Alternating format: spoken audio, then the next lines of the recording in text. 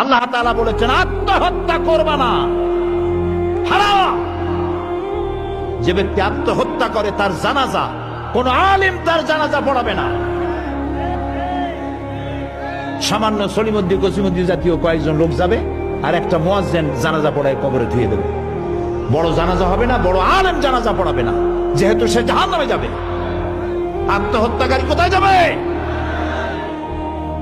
কিন্তু এই যুবক পোলাপানগুলি ওরা তো বোঝে নাই, ওদেরকে বুঝানো হইছে যে তোমরা যদি এই কামটা করো একেবারে বেহেশত তো যাবাই, মরার সাথে সাথে আল্লাহর সামনে গিয়ে হাজির হয়ে যাবে।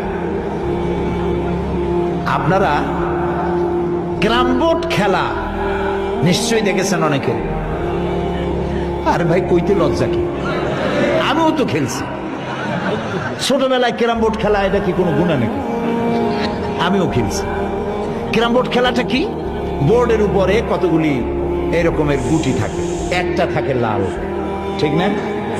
এখন বোর্ডের উপরে এই গুটিটা আমি মারতেছি, সামনে আর একটা গুটি, কিন্তু সামনের গুটিটা আমার মূল টার্গেট না। এই গুটিকে ওটাকে হিট করবে, সে ধাক্কা খাইয়া মারবে লালটাকে, লালটা পড়ে যাবে পকেটে।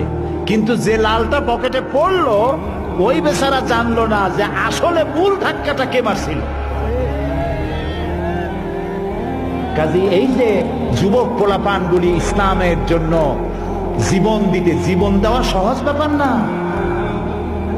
কত বড় নেশা, পাগল বানায় এদেরকে, মরবার জন্য এসেছে, মরবে সে।